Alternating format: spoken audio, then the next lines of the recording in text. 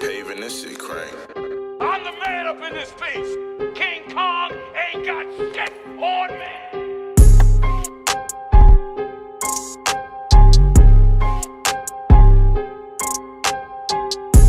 What up, world? What up? Bet That TV. Bet that. Shout out to all the kings, queens, princes, and princesses. You know what I'm saying?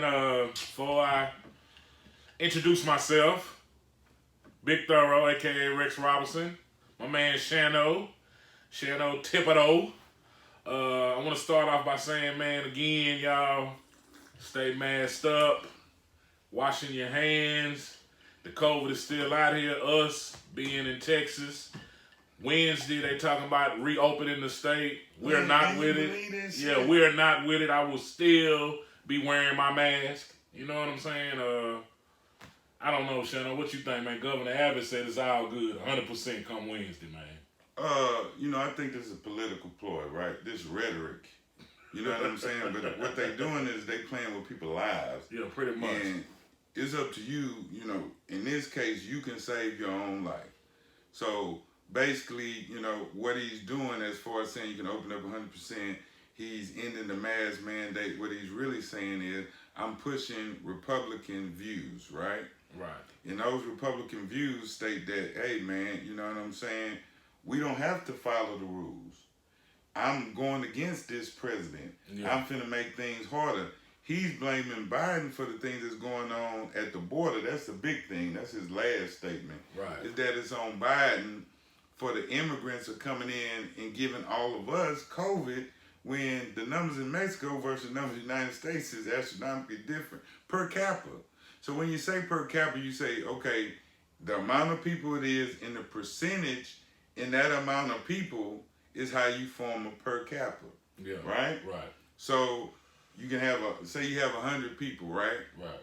And 10 of those people got COVID. So 10% of those 100 have COVID. And then just say you got 1,000 people. Yeah. And 200 of that 1,000 have COVID. That's 20%. So per capita, that's how you would work that out versus that lower number. He's saying it's going to help the economy. How is that like? But I mean, even if it does help the economy, the reason why we're taking a hit on the economy is because we don't want people dying. Right. You see what I'm saying? For that reason is why we taking a hit on the economy. You feel me? Yeah. We taking a loss so that we'll eventually win. You see what I'm saying? Because once COVID go away and things can go back to the normal operating procedure. Yeah. But, with that being said that we talking about, they did pass the new $1.9 trillion COVID bill. Right. You know what I'm saying? And that is to do what? Well, that's to help the economy mostly. Right. But also, put money in individual, Americans' pockets. Right. Now, they did amended some to where not every American in the world should get it, and I'm with that, actually. Right. You know what I'm saying? If you're making $80,000 a year, what is $1,400 really going to do for you? You got it. Right. You got a livable wage. You know what I'm saying? Yeah, so is that COVID bill you talking about, is that separate from the stimulus, or that kind of runs together? No, the COVID bill is the stimulus. Okay. Yeah. It is the stimulus. And there's several things with that. They have an increase in child tax credit. Yeah. They have also write-offs for small businesses, more personal paycheck protection. Right. On March 14th will be the end of the unemployment monies that was coming in. Joe Biden expected to sign the bill before then, so that that can keep on going. But it is reduced from $400 a week to $300 a week. You know what I'm saying? But they still get. But they still doing, so it's $1,200 a month. Right. Which a lot of Americans have not even been eligible for it anyway. You know what I'm saying? Yeah. But the people who are depending on, I think it's 8.6 million people who they're paying that $1,200 a month to. Right. And they have been. And this is the sixth bill of this type. This is the sixth COVID bill that then came around. Right. And a lot of times, when Republican controlled Congress, yeah, you know what I'm saying, they were for the bills that they were putting forth. But obviously, it wasn't enough. You got to come back with a 1.9 trillion. Yeah. So now under Trump, the country is now in debt $27 trillion. That's money we borrowed from China, money we borrowed from Russia. We borrow money. Trillion, not billion, trillion. That's more. And you got to understand, you had a surplus coming in from the Obama administration. Right. So that means we had money in the till. So Donald Trump spent all that money plus accumulated 27 more million. So it's almost like $30 million that he didn't, because we probably had $3 trillion sitting there when Obama left office. Right. Because they were fiscal. Right. So this happens every time. I mean, if you go from George Bush to Clinton, from Clinton to George W. Bush to Obama, and now from Trump to, see, we keep on seesawing, right? Right. So you don't have a direction for more than 8 years of any president. Now, with the one-term loser president that Trump had, which he wasn't professional, this is why the things couldn't get done in the country, and that we accumulated so much debt so that he could protect corporations and not everyday Americans. Let me tell y'all something real. Politicians don't give a damn about you. Only thing they care about is your vote. They have a sense of entitlement when we was talking about the Ted Cruz and all that. And even Donald Trump now speaking out about Raphael, right? Raphael. Okay. Speaking out, but he's elected here, and they've done gerrymandering. Gerrymandering is where they take a part of your neighborhood to carve out that vote that you would have if your whole voting area voted. Right. So they come and redraw the map, take a chunk of that, and even though you vote, say Democratic on all those things, right, they cut out a big chunk of the vote because they know in this district they're going to outvote that little bit of vote that they carved out, but it's enough to keep them in power. Understood. You know, LeBron James coming out right now about Standing them, up. right, Yeah. going against, or trying to suppress the Democratic vote by all these different, mandates. Obstacles and roadblocks. Well, just mandates and not giving you, you know what I'm saying, the places to vote, not giving you the right to just come out with one form of ID. Pretty soon it's going to be a blood test. So, I mean, you know what I'm saying? All kind of roadblocks to slow the Democratic vote down. Right. But I do take my hat off to him. And if you ask me what LeBron is best at, this social justice platform that he stood tall on and took some hits. Don't get it wrong. He done took some hits. He just not looking to be popular. I think he really believes in this. Yeah. And in that sense, he is the GOAT. Right. Because the way he stood up, he's not scared. He's standing up to very powerful people that, back in, what I'm saying, my grandmother, when she used to talk about black people standing out, they gonna kill him. He shouldn't say nothing. Right. Because they didn't see the worst happen to black people ever. She was born in the 1920s. So she saw some of the worst shit that ever happened to black people. Right. You see what I'm saying? So we don't know about that, so we don't have that fear. But I'm telling you, there's things building in this country that not only do they want to suppress the vote, and that has to do with corporate America, because Democrats are for the poor people, Republicans are for the rich and middle class. We have no champion. Right. You know what I'm saying? So everything is off our back. Right. When you look at that $27 trillion, and now they just added another 2, so that we talking about $29 trillion. That's gonna pass on to our children, especially in the middle class. Understood. You know what I'm saying? Yeah. Now, one notably missing thing from the COVID bill is the hike in minimum wage, which I told you I was happy for. If you don't understand about it, this is what you got to understand. Yes, they going to give you $15 an hour over, say, 5-10 years. Right. But they going to raise inflation higher than that $15 an hour. Things will be so expensive, it's not going to matter. You understand what I'm saying? 9 or 10. I mean, shit, like you getting 6. Right. You know what I'm saying? Because they're going to tax that money. Yeah. So the government don't have no problem with raising that minimum wage because they're going to tax you anyway. And if you have a state income tax, thank God Texas doesn't. Right. You know what I'm saying? But if you have a state income tax combined with that, what are you really making? Nothing. You know what I'm saying? So don't be so fast to salute bullshit when they running on these options thinking you're gonna have more money. Now, at minimum wage right now, you're bringing home $18,000. Right. That ain't enough money. If you got a family, definitely. Right. But what they feel, 2 G's a month, if you're making $18,000 a year. Right, because if you do the math, it's $725 times 40 hours. Yeah, if you get 40 hours, and then you got to pay for health care, because over 40 hours, any corporation has to provide health care. Yeah, that's about it. If you have over 20 employees, just think about it. You got over 20 employees. You're a corporation, you got thousands of employees. Right. You see what I'm saying? So that's why they limit, like when you ask me, about the FedEx situation, right? Yeah. Why do they have that position open? Because I know I don't have to pay this worker, health care. Right. And how much does that save me as a business? Yeah. Now, as a business person, me being in business myself, I understand it because your main objective when you in business isn't social justice or being fair. It's to make a profit. Yeah. And that's capitalism. And capitalism never factors in to the everyday American worker. Class man. Yeah. So when you think about it, I'm trying to think about it in, what makes sense for the country. So now, you got $29 billion that our kids and their kids are going to have to pay back. You see what I'm saying? Yeah.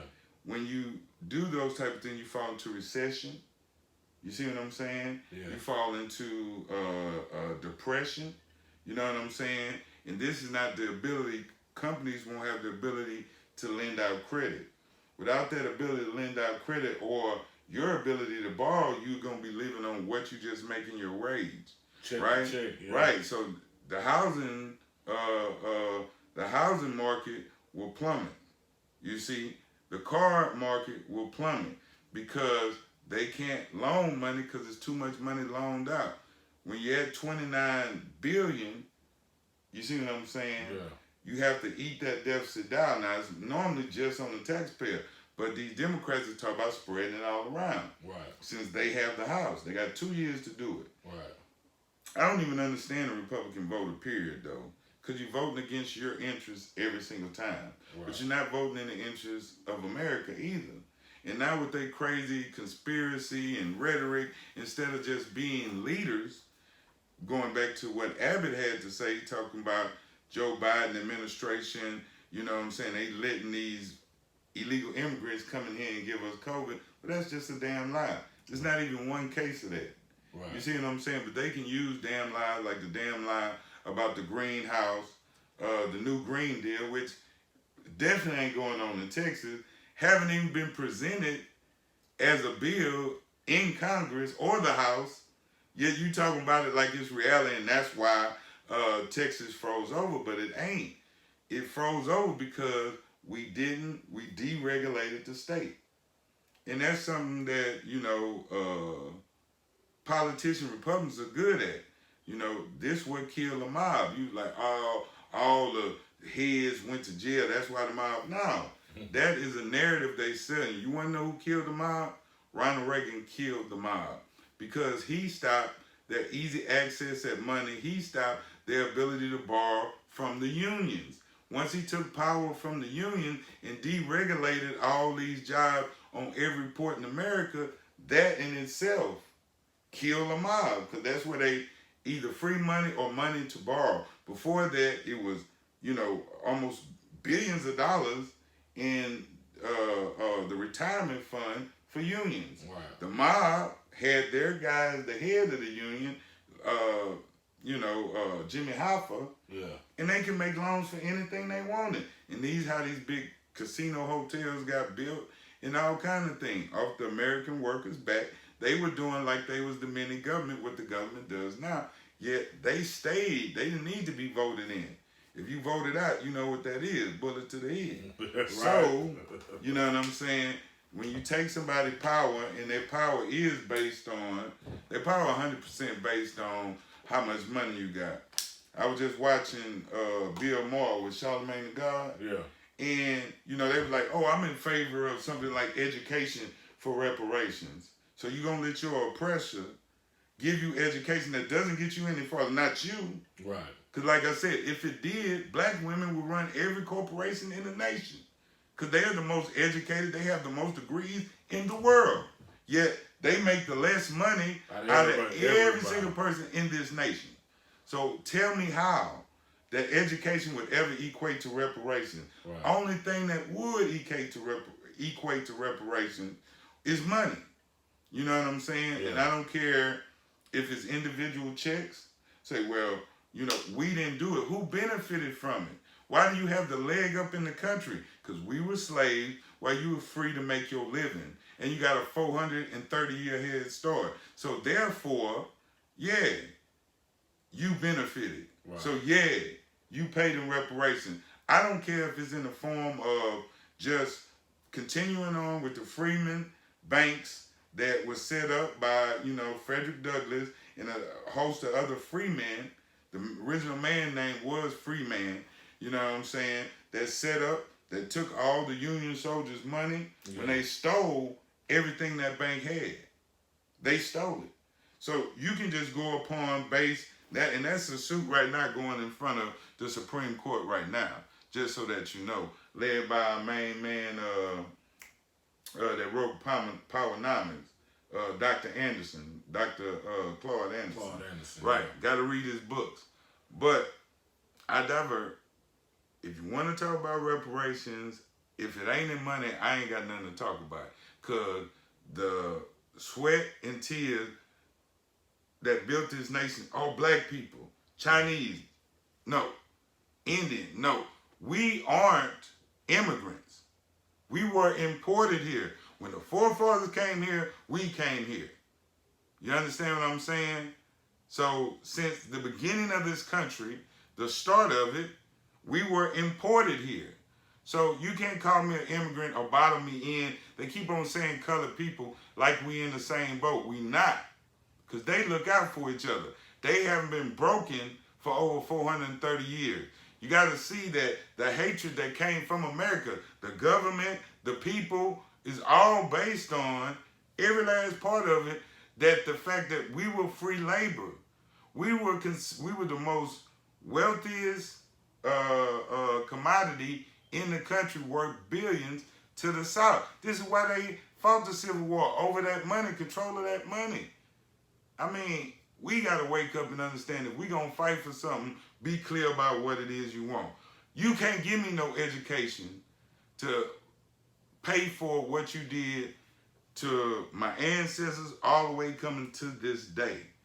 Because look at what they're doing with black people right now. So when Trump says, you know what I'm saying, that voting what did he say? They had voting irregularities, as well as, you know what I'm saying, voter fraud. All of the counties he's looking at are black counties. This still against you.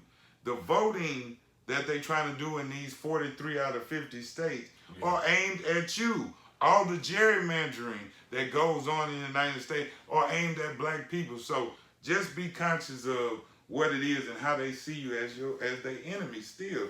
And you just want to be a part of them. You just want equality. That's you. Me, I want revenge. Okay. Just to bring it back, so we just want to say, man, fuck what Abby talking about. I would advocate that you still wear your mask, you still take every precautions, like the COVID is here and prevalent, because it is. You know what I'm saying? You better believe it. Once again, don't forget, I had COVID. You know what I'm saying? And I was the one thinking that no way I'd get it, because I wasn't going nowhere. I wasn't around nobody. But as soon as I got in that atmosphere where I had to be around somebody, I caught it, and it hurt bad. Yeah, so y'all stay masked up, stay cleaning your hands, stay, man, taking all the precautions. Don't be at the club Saturday night in there with everybody with your mask off, doing it, drinking. Well, that's what they doing, you know. Bobby Shmurda. Well, we'll talk about that in a minute. Yeah. Anyway, bet that. Bet that.